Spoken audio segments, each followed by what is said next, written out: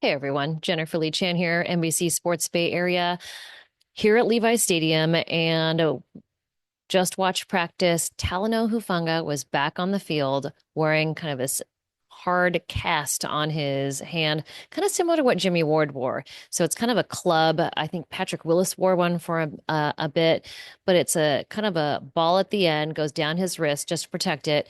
But Kyle Shanahan even compared it to what Jimmy Ward wore. So Talanoa Hufanga back on the field. He was catching passes with his one hand and his club hand. So it was working. So he could return to the field on Sunday. Not sure what they do. They've got three safeties with Jair Brown, Malik Mustafa along with him.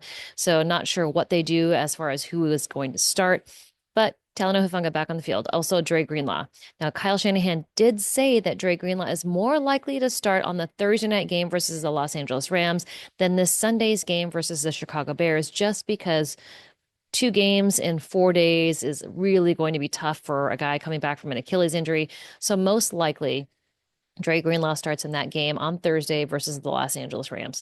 Other than that, we saw Isaac Guerendo first team snaps. He was out kind of catching passes, going through all the run fits and whatnot with Bobby Turner. The funniest part about the whole practice to me was Bobby Turner is always on the sidelines for practice, and he's like, looks like he's grading papers. He's going through his notebook. He's very paper oriented, does not do a whole lot of like typing and writing on an iPad or whatnot. He does a lot of writing by hand on paper. So I know that he gives guys homework every day. So as he's done writing stuff down, I don't know whether he's grading papers or writing stuff down, but he starts walking onto the field and he sees Isaac Guerendo on the far side and they're supposed to be on the other side. So he's like, get over here. And he's like kind of shaking his head, walks himself towards that end of the field where he wants Isaac Guerendo to go. Isaac Guerendo does his kind of warm up run, does a little juke here, does a little juke there as he's running towards the other side of the field. He runs all the way to the end, loops around, and comes back to Bobby Turner and gives him papers. So this whole time he's running on the side of the field, Isaac Guerendo has a stack of papers in his hand, comes around and turns in his homework to Bobby Turner. So just Bobby Turner is one of those guys who's just an icon. And, Patrick Taylor told me today that he sees the game differently now. He's able to run faster. He's able to do more because of what Bobby Turner has taught him since he's been with the 49ers. So Bobby Turner is known for making his running backs know all 11. Every guy on the field, when they're on the field for offense, they need to know what everybody's job is. And because they do that, they're able to process and know the why of every play. And Christian McCaffrey did the same thing. And I remember seeing him in Colorado Springs. He had a stack of papers in his hand. He was studying, and it took him a little while to kind of get acclimated to this outside zone running game and knowing exactly what Bobby Turner expected from him on the field. So Isaac Guerendo, he's had some good games, but this is really his chance to shine on Sunday versus the Chicago Bears. I think Patrick Turner will be his backup. I think he's going to be the number two guy. Patrick Turner is a completely different body style. He's tall, he's big. Could be a chance for him to get out there for some reps as well. Key thing, though, for the 49ers is that they have to stop the run. 220 yards allowed in the Buffalo Bills game, and they are just letting players run through. The week before, it was another game where they had a lot of rushing yards. This is a defense that used to not allow 100 yards at all. Like they wanted their yards on the ground to be less than 100. 220 yards against the Buffalo Bills. Yes, I know the footing was bad. It was snowy and whatnot, but I asked Fred Warner, what is going on? He said it's the details. And I said, is it guys not staying on their assignments and trying to make plays? Because that does happen. There are guys who think that they can make a play, so they go for it, and then another gap opens up. Something happens, and that's where the big play explosive goes through. So sometimes it's discipline. Sometimes it's yes. Josh Jacobs is an incredible running back, and he is obviously did it against the 49ers. But sometimes it's not necessarily a guy like Josh Jacobs, but it is guys not staying on their assignment, letting gaps open up where they shouldn't have. I mean, we saw it with Malik Mustafa and Patrick Mahomes, where he was stood up and then dropped on in the end zone. Patrick Mahomes walks in for a touchdown. That wasn't Malik Mustafa's fault. That was the defensive line. They should have stopped him. There was a huge open gap there. Why was Malik Mustafa running into the center? Should have been the defensive line. So, with that being said, I do think it will be better because Deommodore Lenoir was back at practice today in a limited fashion. He is a run stuffer. Even though he is in the secondary, when he is out there playing nickel, he is a run stopper. He seeks out contact from guys like Josh Jacobs, who are bigger, and he will make sure that a running back does not get past the second level. So that will help the defense, the run defense for sure. Outside of that, Brock Purdy not on the injury report at all. Jordan Elliott cleared the concussion protocol. Aaron Banks is still in the concussion protocol. Trent Williams has not returned to the facility yet. I did have a nice chat with Jalen Moore, who said Trent Williams has helped him become the left tackle that he is now, which is starting for him when he couldn't play because of his ankle injury.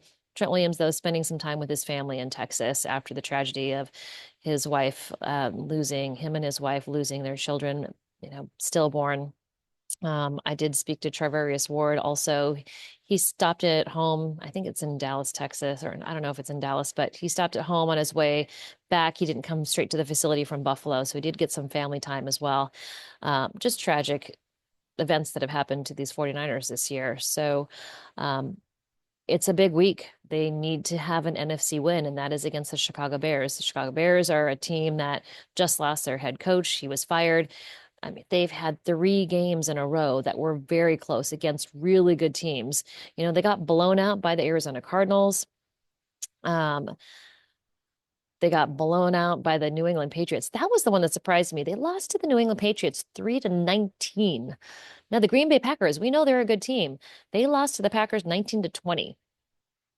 They lost to the Minnesota Vikings. That was also a 3-point game, 30-27.